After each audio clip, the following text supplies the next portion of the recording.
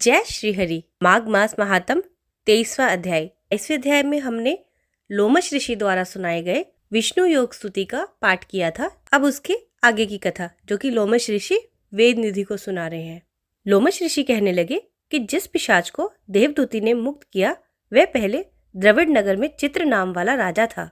वह बड़ा शूरवीर, सत्यपरायण तथा पुरोहितों को आगे करके यज्ञ आदि करता था। दक्षिण दिशा में उसका राज्य था और उसके कोष धन से भरे हुए थे। उसके पास बहुत से हाथी, घोड़े और रथ थे और वह अत्यंत शोभा को प्राप्त होता था। बहुत से स्त्रियों के साथ क्रीड़ा करता था। अनेक यज्ञ उसने किए थे।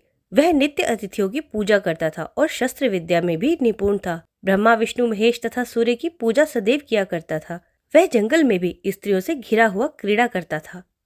एक बार वह पाखंडियों के मंदिर में गया और वेदहीन भस्म लगाए महात्मा बने हुए पाखंडियों से उस राजा की बातचीत हुई। पाखंडियों ने कहा कि हे राजन, शैव धर्म की महिमा सुनो। इस धर्म के प्रभाव से मनुष्य पाप को काटकर मुक्त हो जाता है। सब वर्णों में शैव मत ही मुक्ति देने वाला है। शिव की आज्ञा के बिना दान, यज्ञ और तपो से कुछ नहीं बनता। शिव का सेवक होकर भस्म धारण करने से, जटा रखने से ही मनुष्य मुक्त हो सकता है। जटा धारण करने तथा भस्म लेपन से ही मनुष्य शिव के समान हो जाता है। इसके बराबर कोई पुण्य नहीं। जटा भस्म धारण किए हुए योगी शिव के सदृश होते हैं। अंध, जड़, नपुंसक तथा मूर्ख सब जटा से ही पहचाने जाते हैं। शूद्र वर्ण के शैव भी पूजनीय होते हैं। विश्वामित्र क्षत्रिय होकर तप से ब्राह्मण हो गए। वाल्मीकि चोर होकर उत्तम ब्राह्मण हो गए। अतएव शिव के पूजन में किसी बात का विचार नहीं है। तप से ही ब्रह्म तत्व प्राप्त होता है, जन्म से नहीं। इस कारण शैव का दर्शन उत्तम है तथा शिव के सिवाय दूसरे देवता का पूजन ना करें। शिव तपस्वी को विष्णु का त्याग करना चाहिए। विष्णु की मूर्ति की पूजा नहीं करनी चाहिए। विष्णु के दर्शन से शिव का द्रोह उत्पन्न होता है और शिव के द्रोह से रौरवादी नरक मिलते हैं। इसी से भव सागर से परे होने के लिए विष्णु का नाम भी नहीं लेना चाहिए। शिव भक्त निशंक होकर शिव से प्रेम करता है और वह कैलाश में वास करता है। इसमें कुछ भी संदेह नहीं। इस धर्म का पालन करने वालों का कभी नाश नहीं होता।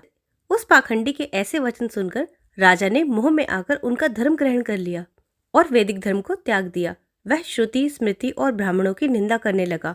उसने अपने घर में अग्निहोत्र को बुझा दिया और धर्म के कार्य बंद कर दिए। विष्णु की निंदा और वैष्णवों से द्वेष करने लगा और बोला, कहाँ है विष्णु? कहाँ देखा जाता है? कहाँ रहता है? किसने देखा है? और जो लोग नारायण का भजन करते हैं उनको दुख देता था।